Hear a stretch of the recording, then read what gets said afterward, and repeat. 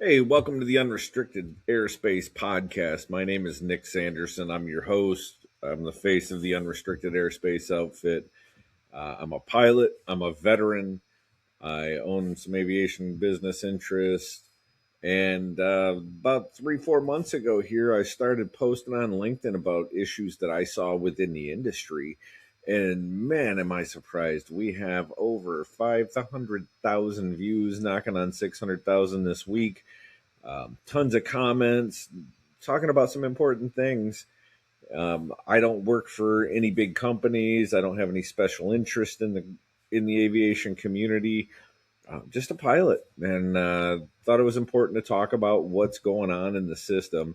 This podcast exists for one reason, and that's aviation reform. It's to have the conversations that nobody's having, right? Everybody's scared of the FAA. Nobody wants to get out there.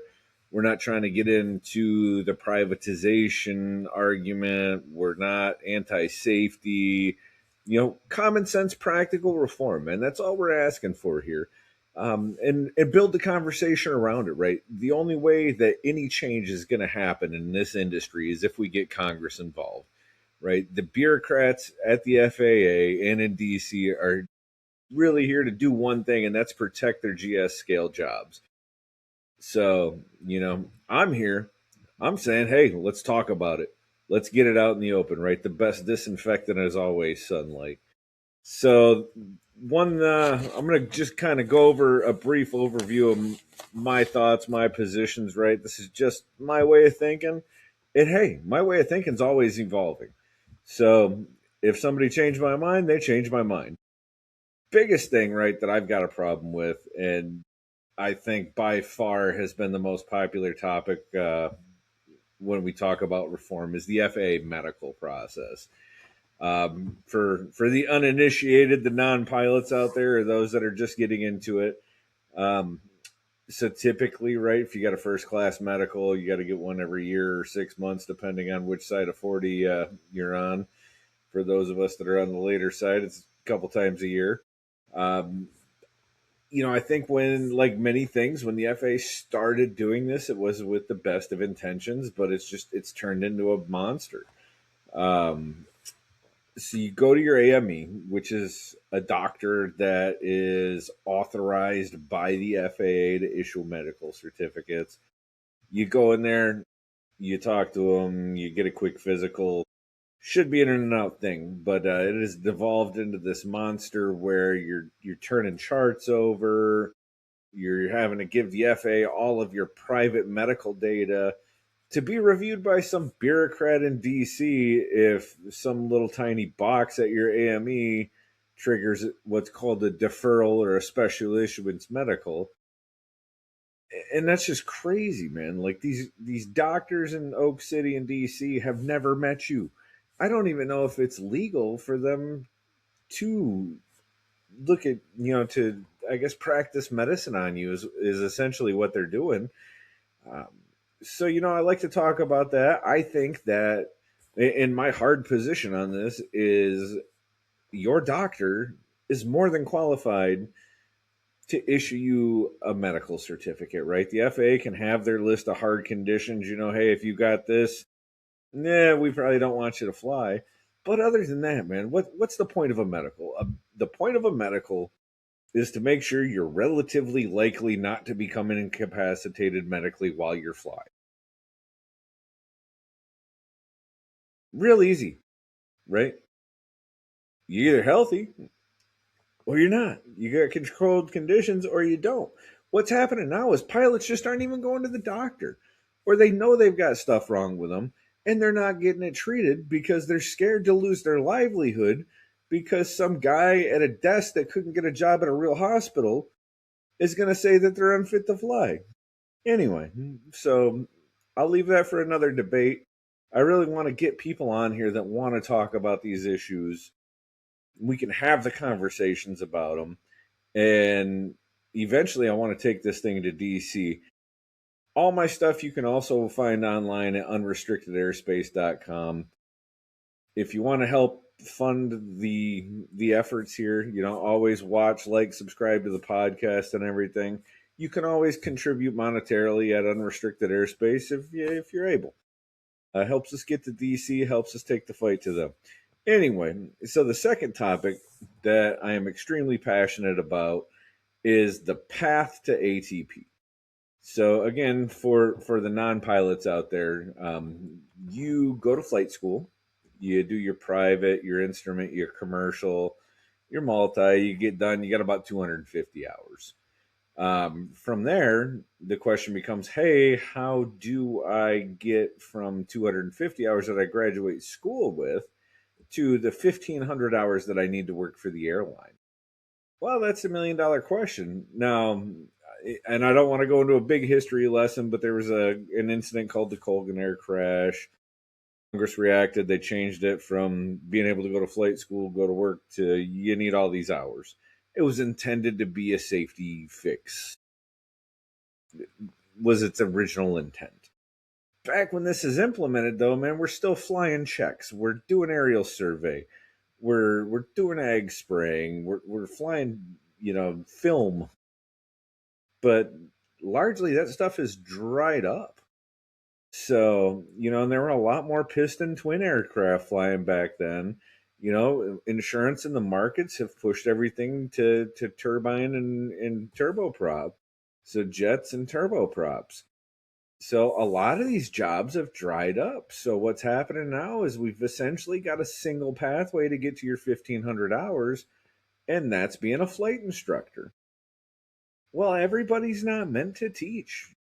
I actually did not get my flight instructor rating for the sole purpose. I guess it was not lack of ability or lack of qualifications, but I'm not one that wants to sit in an airplane and fly in the same circles and teach kids. I don't have the patience for it, and I don't have the passion for it.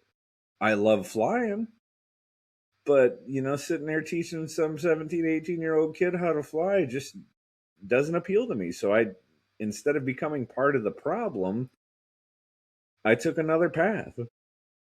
That said, I don't think that the experience you gain as a flight instructor is 100% applicable to flying in an airline. It's a very controlled environment.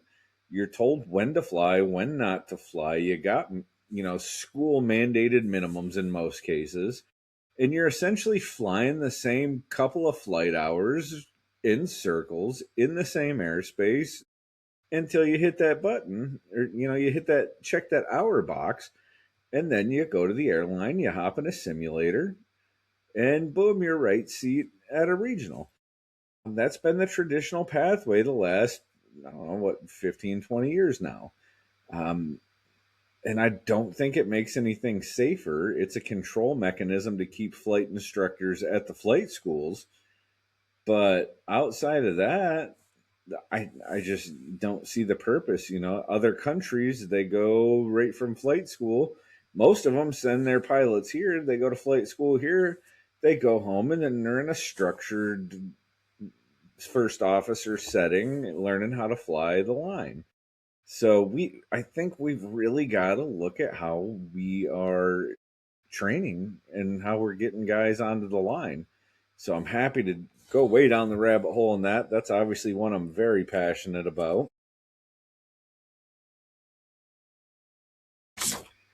The other one that really chaps me is aviation insurance. We really, really need aviation insurance reform. The insurance companies have almost stepped in and become the regulators where the FAA is falling short. So right now, how the insurance game works is you've got, let's just call it 20 companies that issue insurance policies in the aviation world. So everybody says, "Oh, it's a small niche market. There's not a lot of money there." I call BS on that, but that's for another time. So those 20 companies are probably really actually about 8 to 10 companies that run under different flags, different umbrellas, if you will. And then, you get to those 8 to 10 actual insurance companies, and then they're really controlled by what's called the reinsurance market. That's the company that takes the big hit when when a big airliner goes down. Basically insures the insurer. And then you get down to a very small pool of about 4 or 5 companies. That said, though, these guys are the ones that are setting the minimum requirements for pilots to fly. When they say, you need 1,500 hours and 1,000 hours of multi. Well, that's where that's coming from. That's coming from the insurance company. Well, insurance is a very interesting animal because it's not regulated by the federal government. It is controlled at the state level. So these guys pretty much run unchecked in these capital markets, and they have way, way more influence in the marketplace than they should. Basically, I'll just come out and say it. I think that there needs to be some serious monopoly and antitrust investigations done in the insurance market. They're insuring federal aircraft. They're A lot of these players are from overseas that are in the market. I just think we need to take a hard look at that. Again, if you like what I'm saying, if you want to get into more detail, I've got position papers and stuff on the website at unrestrictedairspace.com. You can contribute to the cause if you want to help us take the fight to DC. You're able to donate there monetarily. And again, help us out. So the next topic is the FAR AIM, one of my favorites, everybody's favorite. I don't know if you've ever seen a FAR AIM book. I actually was looking for my print copy, and I don't know where it is because I have gone to the digital copy because the print copy is so thick. These regulations are written by attorneys. They are not laws written by Congress for the most part. They are rules that are put in place by the FAA and their rulemaking process, which I think with the repeal of Chevron, they're going to have some trouble with here over the next coming years. That said, though, what is crazy to me is the legal interpretations and advisory circulars that are part of the FAR AIM. So there are more than 1,054 legal interpretations by the Office of the Chief Counsel of the FAA that says, hey, this is what the regulation actually means. It's just crazy, man. Like, if we're going to have a rule book, number one, it doesn't need to be 1,000 miles thick. It's crazy. And number two, these things should be written in plain English. Thou shalt, thou shalt not. So I don't want to beat that one too hard. I think it goes without saying that we need to just modernize the rule book, write it in plain English, and go from there. Next topic is the FSDOs. So FAA interpretation of said rules and regulations seems to be interpreted very differently from FSDO to FSDO, which is the Flight Standards District Office. And these are the folks that are regulating us on the ground. A regulation can mean one thing in Grand Rapids, Michigan, and a completely different thing in South Florida, along with the enforcement and everything else. Not to mention, these guys are completely overworked. And they're, in my opinion, not getting the best talent. So to be an ASI or even an inspector on the mechanical side, you've got to have the certifications to do the job in the first place. That said, right, like, industry money is 2 to 3 times what the FAA is paying. So if you were good at your job, common sense would say, I am probably going to go work in the industry and make 2 or 3 times as much. So a lot of the folks that are going to work at the FAA aren't necessarily the best in the field. Don't get me wrong, there's some good guys at the agency, right? And some of them have been there a long time, and it goes back to some of the early 2000s hiring when there was a a big drought. But, they were able to get some good guys then. In my opinion, I think that we should go to a part-time inspector pool. Guys that work in the industry daily, with the deconfliction process, right? This is not rocket science. Let's do common sense stuff here. We all know most pilots aren't working 4 weeks out of the month, right? We've all got a little bit extra time on our hands. So, let's see, almost like the DPE model, and see if we can't make some sense out of this. Another topic I wanted to cover is the Part 135. I think we need reform in the 135 market, not only to create jobs, but it just makes sense. So I think piston aircraft, in my opinion, should be, for the most part, deregulated when it comes to 135. Do your 50 hour, do your 100 hours, right? Put some common sense minimums in there for weather. And for those of you that don't know what 135 is, that's basically where you pay a guy that owns a plane to take you for a ride, take you from A to B. Right now, in order to do that, you've got to get what's called a 135 certificate from the FAA, which is this long, convoluted, multi-year process. You need about 4 3-ring binders of, operating procedures and maintenance procedures and all this documented. It's ridiculous, guys. I can take you out with my airplane. You can pay me to do flight instruction. We're good. The second I take you from A to B, now I need 10 inches of paperwork. Same plane, same maintenance, same, let's just make it common sense. It's going to open up jobs for the little guys. It's going to provide a lot of access to rural communities that wasn't there before. It just makes sense. It's going to take work off the FAA's plate. Let's just put some common sense in this stuff. And then finally, one of the last topics I'm going to cover for today is self-examining authority for flight schools. I just think this is a horrible idea.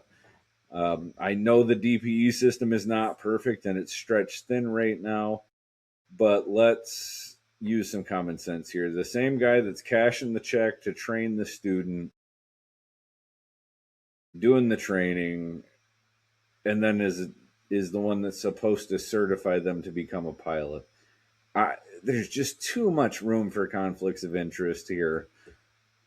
I know some guys are for it. I know some guys are against it. I just think there's too much room for I don't want to call it fraud or corruption. What you will, too much room to issue certificates for guys that shouldn't. I got my private pilot certificate from a school that had self-examining authority.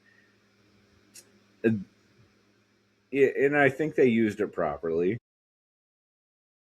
But there's also times I could see it going sideways. They get up against the wall, they got to push people through. Maybe standard gets a little lax for a few days. I get it, but I think we got to keep that one clean, unimpeachable. Same thing, in my opinion, same thing. If a DPE works for or owns a flight school, I don't think they should be examining those folks either. Let's just use common sense. Much of the reform we're talking about is just, hey, just stuff a fifth grader is going to say, yeah, we need that, or yeah, we don't. Like this just, so much of this has become a process that is, rules for rules' sake, people protecting GS scales, attorneys trying to make themselves feel important. Like we're doing too much in some places, we're not doing enough in others. But it seems like common sense is just absolutely left the building anytime we talk about regulations or changing a regulation or getting rid of an obsolete regulation. Same thing when we talk about updating technology and motors in airplanes. Like we're flying with 1950s technology engines in a lot of our GA aircraft, when you could put a $6,000 automotive crate motor that's got plenty of safety data in it, that's been used in hundreds of experimental aircraft that we've already got the data on. But instead, we go down this PMA rabbit hole and test. Like, guys, come on. If it makes sense, it makes sense. If it doesn't, it doesn't. On that note, I'm not going to go too far down the rabbit hole by myself babbling here, but hopefully we'll have some guests on shortly. Like I said, these are my thoughts. They're nobody else's. Check out unrestrictedairspace.com. That's my website. I got some position papers on there. Obviously, you can find me, Nick Sanderson, on LinkedIn. I pop right up. Check us out. Subscribe. Do whatever. We'll talk soon. Hopefully, we'll have some people on here smarter than me to have some conversations with soon. If you listen to this whole thing, I thank you very much. Tell your buddies. Talk soon.